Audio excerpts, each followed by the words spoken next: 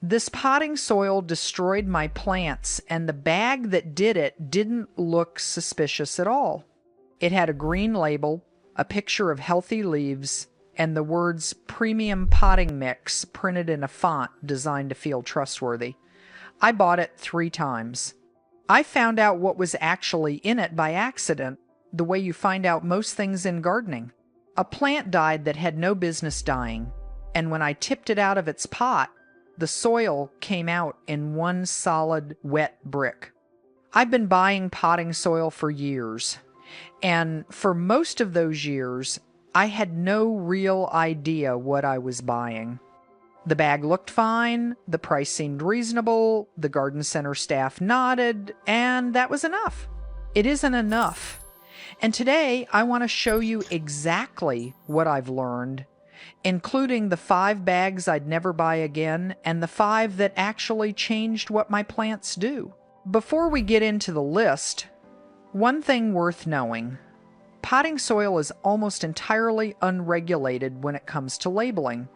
A company can print enriched, professional grade, or specially formulated on a bag, and there's no standard that defines what those words mean. What you're actually buying is whatever they chose to put in, and the only way to know is to read the ingredients panel on the back, which most of us walk right past. I didn't read it for years. Now I read every single one. The first bag I regret is Miracle-Gro All-Purpose Potting Mix. It's the best-selling potting soil in the world, which is part of the problem. It's everywhere, it's cheap, and the branding is designed to feel reassuring. The issue is peat. Miracle-Gro All-Purpose is peat-heavy, which means it holds water in a way that feels fine at first and becomes a problem over time. Peat compresses. A bag that pours loosely when it's new will compress into something much denser after a few months in a pot, and once that happens, water stops moving through it the way it should. It pools at the bottom, the roots sit in it, and then you have the exact conditions that cause root rot in a plant you've been caring for carefully, with no obvious explanation for why it's struggling. Peat-heavy mixes that stay persistently wet also create ideal conditions for fungus gnats. The small flies you'll find hovering around the soil surface, which is a problem that almost always traces back to soil that isn't draining properly. It also has preloaded fertilizer, which sounds like a benefit. For about the first 6 months it is. After that, the salts from that fertilizer build up in the soil and start to affect how the plant absorbs water. I didn't know this for a long time. I just knew my plants seemed to plateau. The second one is Westland Houseplant Potting Mix. Westland is a respected name in UK gardening, which is probably why I trusted it without looking too closely. The mix is marketed specifically for houseplants, which should mean it's formulated for drainage and aeration indoors. It isn't, particularly. The base is again predominantly peat, with added nutrients and a wetting agent. The wetting agent is the part that caught me out. It's designed to help the soil absorb water when it's very dry, which sounds useful until you realize that in an indoor pot, in a home without much airflow, it keeps the soil wetter for longer than you want. I had 3 succulents go soft and yellow before I connected the dots.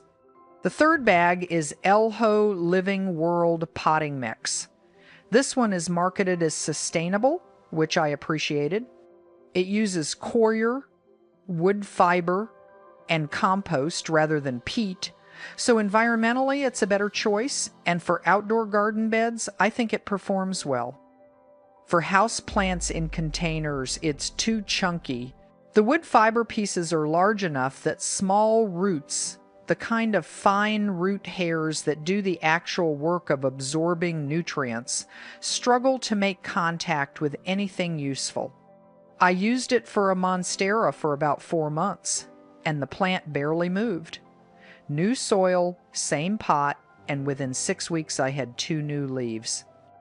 The fourth is Levington Original Multi-Purpose Compost, another brand I reached for on autopilot for a long time. It's inexpensive, it's widely available, and it works perfectly well for outdoor seedlings and garden beds. For indoor pots, it has one significant drawback. It's dense, and it stays dense. It doesn't drain quickly. And indoor pots without the natural evaporation a garden bed gets are very unforgiving of slow draining soil. Anything that prefers to dry out between waterings, snake plants, ZZ plants, pothos, most of what people grow indoors will struggle in a soil that doesn't let go of water readily. The fifth one I want to mention is the very budget end of the market, the generic bags you find at the bottom of the shelf in discount stores and pound shops. And I want to be fair here, because price alone isn't the problem. I know gardeners who grow extraordinary plants with inexpensive materials, and I've seen premium priced soil perform terribly. But the cheapest bags tend to share one characteristic. They're made almost entirely of peat, with very little else, no perlite, no bark, no grit, just compressed peat that's cheap to source and cheap to bag. It holds water aggressively, compacts quickly, and provides almost no structural support for roots. If you've ever tipped a plant out of cheap soil and found the roots growing in circles at the bottom of the pot with nowhere useful to go, that's usually why. Now for the part that actually made a difference. The first soil that changed things for me was Westland cacti and succulent mix. I know I just told you Westland's general houseplant mix caused me problems, and this one is genuinely different. It's formulated specifically for plants that want fast drainage, and the grit content is high enough that you can feel it when you pour it. It's almost crunchy. I use it now for every plant that stores water in its leaves or roots. Succulents, cacti, snake plants, ZZ plants, aloe, anything that would rather be slightly too dry than slightly too wet. It's not expensive, and it's in most garden centers. The second thing that changed how I grow indoors isn't a potting mix at all. It's orchid bark, used as an amendment rather than on its own. Adding a handful to almost any indoor potting soil transforms how it behaves. The bark creates air pockets, and roots grow toward air. Those pockets are where the most active root growth happens, right at those fine tips where nutrients actually get absorbed. I add about 20% orchid bark to whatever mix I'm using for aeroids now, monsteras, pothos, philodendrons. The difference in root development was visible within a couple of months of switching, and it's become something I don't skip. Third is perlite, and if there's one change you make after watching this is probably it. Perlite is the small white pellets you'll see in higher quality potting mixes, and you can buy it separately and add it yourself. It's volcanic glass, and it doesn't hold water, which is exactly the point. It keeps the soil from compacting, maintains airspace, and improves drainage in almost any mix you add it to. The alternative you'll often see recommended alongside it is vermiculite, and it's worth knowing the difference. Vermiculite is a mineral that does hold some moisture. It's better for seedlings and plants that like more consistent moisture retention. Perlite is the better choice for drainage-focused mixes, particularly for houseplants that don't want to sit wet. They do different things, and knowing which one you need matters. I add perlite to almost every bag of soil I buy now. About 20 to 30% by volume for most houseplants, higher for anything succulent or drought tolerant. It's inexpensive, it lasts indefinitely in the soil, and it's probably saved more of my plants than any other single change I've made.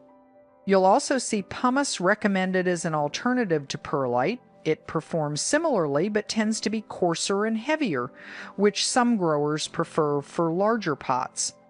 The fourth is Klasman Substrates Cocoa Peat, and this is the one I get asked about most when people visit and see my plants. Klasman is a German horticultural supplier that makes professional-grade growing media, and their cocoa peat is the base I now use for most of my tropical houseplants. Cocoa peat, or coir, is made from coconut husks. It holds moisture better than perlite, but releases it more readily than regular peat, which means it stays consistently moist without becoming waterlogged. It's also slightly acidic, typically sitting around pH 5.5 to 6.5, which is the range most tropical houseplants prefer and why they tend to absorb nutrients more efficiently in it. Klasman's version is washed and buffered, and that matters because raw coir can be high in salts that interfere with nutrient uptake. It's not always easy to find in small quantities, but most online plant suppliers stock it. Once I switched to it as a base and stopped reaching for peat-heavy mixes, the rate at which my tropical plants put out new growth changed in a way I noticed pretty quickly. The fifth one is the newest addition to how I build a potting mix, and I was skeptical about it for longer than I should have been. Biochar. It's charred organic material, usually wood, processed at high temperature, and it's porous at a microscopic level in a way that regular organic matter isn't. Those pores hold on to nutrients and water while still maintaining airspace, and they create habitat for beneficial soil microbes. Adding 10 to 15% biochar to a potting mix improves how long nutrients stay available to the roots. It works particularly well alongside worm castings. Adding both to a mix gives you the long-term nutrient buffering of biochar combined with the microbial activity and gentle fertility that worm castings bring. It also seems to buffer against overwatering in a way I can't fully explain technically, but have seen consistently across my own plants. Plants in biochar-amended soil recover from mistakes more reliably than those in standard mixes, including my mistakes. The thing I keep coming back to is how much I spent on plants over the years while spending almost no time thinking about what I was putting them in. Soil is not the boring part of growing plants indoors. It's the part that determines whether everything else you do helps or doesn't. The watering, the light, the feeding, all of it works better or worse depending on what the roots are actually sitting in. The 5 bags I've told you to avoid aren't bad products in every context. Some of them work well for outdoor growing, but for houseplants in containers, where drainage and aeration are the things that matter most, they have real weaknesses that took me a long time to understand and longer to stop accepting. If there's one change you take away, add perlite to whatever soil you're already using. You probably don't need to buy a new bag of anything. Just improve what you have. I have a video on exactly how I repot plants and which soil combinations I use for specific plants, including the ZZ, the Monstera, and the Peace Lily. It's on screen now, and if you've ever had a plant just stop growing without explanation, I think you'll find it useful. See you there.